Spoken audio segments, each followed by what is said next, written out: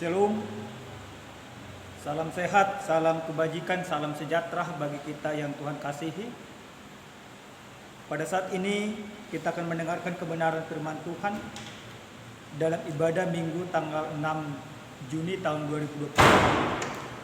Akan tetapi sebelum kita mendengarkan kebenaran firman Tuhan, kita terlebih dahulu berdoa. Damai sejahtera dari Allah, itulah yang melampaui segala akal dan pikirannya, dalam Kristus Yesus Tuhan kita. Amin. Bapak Ibu yang Tuhan kasihi, kebenaran firman Tuhan yang menjadi khotbah kita pada saat ini tertulis dalam kitab Injil Markus pasal 3 ayat 20 sampai dengan ayat 35. Demikian firman Tuhan. Kemudian Yesus masuk ke sebuah rumah. Maka datanglah orang banyak berkerumun pula, sehingga makan pun mereka tidak dapat. Waktu kaum keluarganya mendengar hal itu, mereka datang hendak mengambil dia, sebab kata mereka ia tidak waras lagi. Dan ahli-ahli Taurat yang datang dari Yerusalem berkata, ia kerasukan Beelzebul, dan dengan penghulu setan ia mengusir setan. Yesus memanggil mereka lalu berkata kepada mereka dalam perumpamaan, bagaimana iblis dapat mengusir iblis? Kalau suatu kerajaan terpecah-pecah, kerajaan itu tidak dapat bertahan. Dan jika suatu rumah tangga terpecah-pecah, rumah tangga itu tidak dapat bertahan. Demikianlah juga kalau iblis berontak melawan dirinya sendiri, dan kalau ia terbagi-bagi, ia tidak dapat bertahan, melainkan sudahlah tiba kesudahannya. Tetapi tidak seorang pun dapat memasuki rumah seorang yang kuat untuk merampas harta bendanya, apabila tidak diikatnya dahulu orang kuat itu. Sesudah itu barulah dapat ia merampok rumah itu. Aku berkata kepadamu, sesungguhnya semua dosa dan hujat anak-anak manusia akan diampuni, ya semua hujat yang mereka ucapkan. Tetapi apabila seorang menghujat Roh Kudus, ia tidak mendapat ampun selama-lamanya, melainkan bersalah karena berbuat dosa kekal. Ia berkata demikian karena mereka katakan bahwa ia kerasukan roh jahat. Sampai di sana pembacaan kebenaran firman Tuhan. Bapak Ibu yang Tuhan kasihi dalam Kristus Yesus, siapa di antara kita yang suka difitnah? Tentu tiap-tiap orang tidak ingin mendapatkan fitnahan di dalam kehidupan. Tentu tiap-tiap orang berusaha membenarkan diri, melakukan pembelaan jika dia difitnah. Dalam kebenaran firman Tuhan yang kita dengarkan pada saat ini, bagaimana orang Yahudi dan orang Farisi mencoba memfitnah Yesus. Kenapa hal itu mereka lakukan? Karena ada ketakutan tersendiri bagi mereka, di mana kuasa, nama, dan kebesaran Yesus semakin hari semakin berkembang. Ketakutan inilah sehingga membuat orang-orang Farisi berusaha memfitnah Yesus. Tujuannya hanya satu, supaya orang tidak percaya lagi kepada setiap pengajaran yang Yesus sampaikan. Fitnahan yang ditunjukkan oleh orang-orang Farisi mengatakan bahwa Yesus tidak Allah. Mereka mengatakan bahwa kuasa yang dimiliki oleh Yesus Kristus itu adalah kuasa dari Beelzebul, yang artinya kuasa daripada si iblis. Bapak Ibu yang Tuhan kasihi dalam Kristus Yesus, keluarga daripada Yesus sendiri pun merasa khawatir, merasa ketakutan, merasa ragu. Itu dikarenakan karena mereka begitu mengasihi Yesus. Tapi Bapak Ibu yang Tuhan kasihi dalam Kristus Yesus, sekalipun Yesus dihujat, sekalipun ia dikatakan kerasukan roh jahat, sekalipun dikatakan bahwa kuasa yang dilakukan oleh Yesus ketika dia mengusir setan adalah kuasa Beelzebul, semuanya itu tidak mengejutkan hati Yesus dalam menyampaikan kebenaran dan kerajaan. Bapak Ibu yang Tuhan kasih dalam Kristus Yesus, di dalam pembelaan yang Yesus lakukan terhadap dirinya, dia membuat sebuah perumpamaan.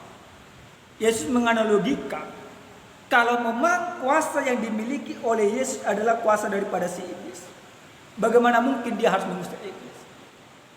Karena iblis akan berteman dengan iblis, setan berteman dengan setan, penghulu dunia akan berteman dengan penghulu dunia. Tetapi Yesus justru terbalik, karena Yesus tidak pernah berkompromi dengan kuasa setan, maka dia melakukan pengusiran terhadap setan. Kuasa yang dimiliki oleh Yesus adalah kuasa Allah, kuasa yang maha tinggi. Kuasa itulah yang Yesus pergunakan dalam mengusir setan. Lalu dalam kebenaran firman Tuhan ini, ketika Yesus sudah melakukan pembelaan, membuat perumpamaan, lalu Yesus mengecam dan mengajar orang-orang Farisi. Yesus dalam kebenaran firman Tuhan ini, dia katakan, tetapi apabila seorang penghujat Roh Kudus, ia tidak mendapat ampun selama-lamanya, melainkan bersalah karena berbuat dosa kekal. Ia berkata demikian karena mereka katakan bahwa ia kerasukan roh jahat. Sesuai dengan tema kita pada saat ini, dikatakan jangan menghujat Roh Kudus. Dalam kebenaran firman Tuhan ini, Yesus mau mempertegas bahwa sekalipun semua dosa dapat diampuni, tetapi ada sebuah dosa yang tidak bisa diampuni, yaitu menghujat Roh Kudus. Dosa apa ini? Ini yang menjadi kita pertanyakan dalam kehidupan kita. Bagaimana sebenarnya yang dikatakan orang yang menghujat Roh Kudus? Sesuai dengan kebenaran firman Tuhan ini, orang yang menghujat Roh Kudus berarti orang yang tidak menerima kekuasaan daripada Yesus Kristus. Orang yang tidak meyakini bahwa kuasa yang dimiliki oleh Yesus Kristus itu adalah kuasa daripada Allah. Menghujat Roh Kudus berarti meniadakan atau menolak Yesus itu sendiri. Menghujat Roh Kudus berarti tidak percaya kepada penebusan yang diberikan Kristus. Menghujat Roh Kudus berarti dia tidak menerima keselamatan yang Yesus bawakan. Maka Yesus katakan, dosa yang tidak bisa diampuni adalah dosa menghujat Roh Kudus. Dosa yang tidak diampuni adalah ketika engkau tidak percaya akan kuasa yang dimiliki oleh Yesus Kristus.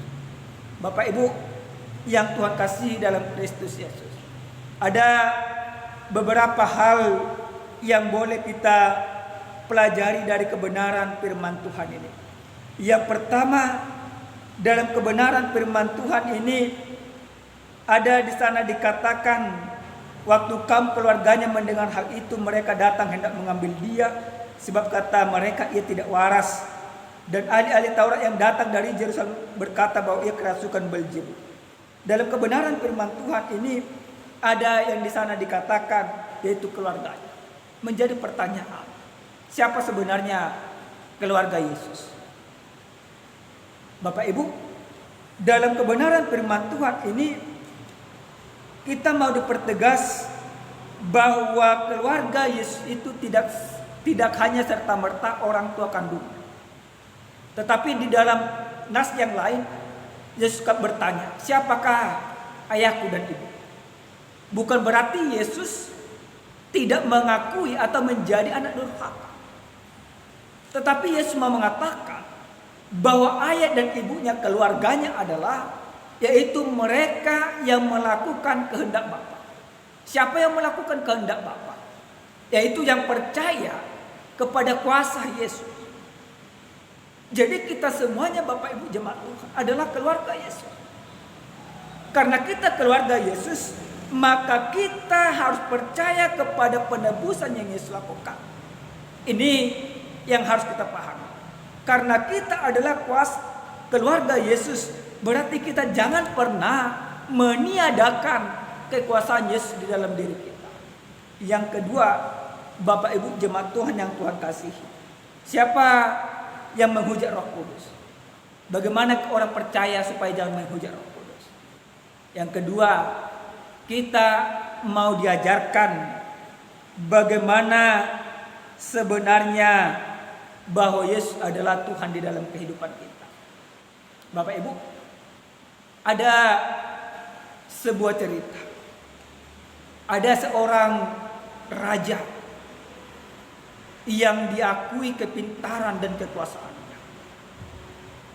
Maka ketika dia dipilih untuk menggantikan orang tuanya menjadi raja, yang dia lakukan untuk mempertahankan kerajaannya yaitu membunuh setiap orang yang berpotensi ingin melengsarkan dia dalam pemikirannya. Maka kebenaran yang dimiliki oleh raja ini adalah kebenaran yang dipikirkan. Apa yang terjadi terhadap raja ini? Tuhan marah terhadap raja. Karena raja ini tidak percaya lagi kepada kekuasaan Tuhan. Dia hanya percaya kepada kekuasaan dirinya sendiri. Maka Tuhan mengizinkan sebuah penyakit datang ke dalam kehidupannya, di mana perutnya sakit sampai pecah, dan itu yang membuat dia mati. Raja itu yaitu Raja Yotam yang terdapat dalam kitab Tawarik.